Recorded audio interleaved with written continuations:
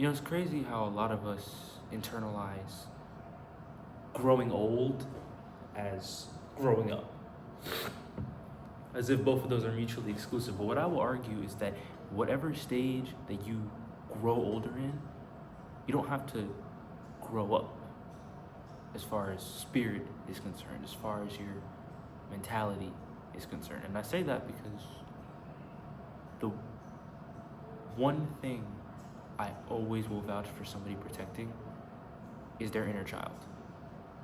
Now, what could be considered somebody's inner child? Think about how you were, very generously, as just a young man, young woman, young child, whoever you are watching this. Just think about how you were back then. 4, 5, 6, around there.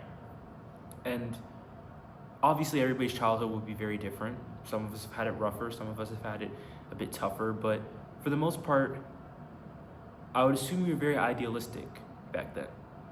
It's fair to guess you had a lot of hope and joy about the world. You were very curious. You looked around and saw things in a very positive way, and you always believed in what the world could be evolving into, rather than what the world is in that moment, because you don't have a concept of what the world is. All you know is what it was, potentially, very meagerly, but you mostly know what it can be. So when it comes to you now, if you are a bit older, however old you are watching this, you may come to a point where that version of you is starting to slip. You're starting to see more of what the world is, more of the nuances, more of the struggles, more of the very things that make it harder to keep that idealistic persona, to keep that idealistic personality, to keep that joy, that curiosity, that wonder, that power. And I'm here to tell you that you need that, because that is what fuels your growing up. Think about it for just a second. Those childhood ideals that you had back then. Maybe your hopes, let's say, those hopes manifested into dreams, and those dreams manifested into goals, and those goals manifested into actions, which manifested into what you do right now, regardless of whether you're in high school, college, trade school, going to a job. All of that manifested into who you are now. All of it started from that little 4, 5, 6-year-old kid, because of the ideals that he held, that she held, that they held, because they transformed over time. You allowed them to grow as you matured. And when you got to a point of maturity where you saw the world for what it was, what it is, and what it can be, you allowed those ideals to build who you are. But that's one part of it. Let's talk again about letting it slip. You let your inner child slip when you start to explore less of what made that inner child happy.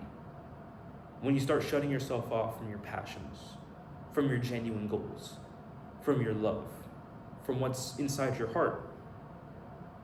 And we do this as a survival mechanism. We do this because when we see the world around us for what it actually is, it's tough to deal with. It's tough for that inner child to deal with, but it's especially tough for you, the developing, growing young adult, to deal with. So what do? Naturally, you think to protect that inner child, you have to build this understanding of the world and build and fortify yourself. You treat it like a brick wall almost that you're defending around it. But you forgot one thing about that brick wall. You didn't add a door. You didn't add any windows. Yeah, it's protected. There's no way it's going to be harmed. But there's also next to no way that it's getting out. Because fortified now, under those days and months and years of potentially emotional suppression, or potentially sealing yourself off from your goals, or neglecting your passions, or not putting the time in for your self-care, for your self-maintenance, prioritizing your mental health, your spiritual health, all of that. That's how you fortify the growing version of yourself to treat adulthood as growing old. That's how we connect growing old and growing up, that it has to become more strenuous, that you have to keep building those walls, that you have to keep perpetually tiring yourself out, or even worse, never allowing yourself to rest. I'm guilty of it. I've been there. There have been times where I've allowed myself to get to that point where I am genuinely overworked, where I can see that my eyes are bloodshot red, where I can see that I genuinely am exhausted and tired. And what I've learned lately is that reconnecting with my own passions has allowed me to let that inner child flow, to let him come out again, to let him know that while the world is not going to be any easier on you, my more mature self is here to make sure you are well taken care of, that you are free to come out, free to be expressed, that all of the ideals you had are still being represented in what I, right now, am doing. And I know that may be confusing why you refer to your inner child as a separate self, but for some people that can help. Think of a younger version of yourself, all the things you would have wanted to do. Would have been a very great thing to know what they're thinking, to speak to them. You probably have envisioned telling your younger self things at times. I kind of see it the same way, except in the inverse almost. Because instead of telling your younger self certain things you want them to do, you show your younger self what you're doing. It doesn't matter what you weren't able to do a year ago, 2 years ago, 3 years ago. It doesn't matter. I always try to show my younger self, my inner child, everything I'm doing now to make life great, incredible even. So where again am I going with this? Protecting your inner child, it's a very in-depth process to break down those walls. As one, it involves going into what hurt you as a child, if anything did. What stuck with you? What are some of the lessons you internalized as a child through your treatment, through your upbringing? Once you have that, take that into account when you see how you act now. What did those behaviors develop into? Those ideals, those mindsets, those little thoughts that you had, what have they developed into now? And how are they still connected to you now? If they're a good thing, let's say you learned kindness and empathy at a very young age, obviously, if those still stick with you today, that's amazing. That should stay with you. But if you were bullied, for instance, and let's say you learned that maybe it's not worth it to invest in certain people as friends, or all people as friends, or everybody's gonna be mean-spirited, or you just inherently struggle to trust people. Those are things that you'll want to try to slowly decouple, unpack it by chance. It's gonna hurt. It's gonna hurt. Oh, y'all see how far my fingers here? If those are those mindsets from your inner child that you were grabbing, that are grabbing onto you now, it's gonna hurt like hell sometimes to peel off those fingers individually, one by one. But I promise you, once you do it, you'll realize it's here. This is what harmed you. This is maybe what hurt you. And it's not going anywhere. It's always gonna be here. But instead of it grabbing onto you like this, maybe you can treat it like this. Accept it's a part of you. Accept that it will always be a prominent part of your history. And the only way you can treat it is as such. The choice comes in when you choose to grow from it.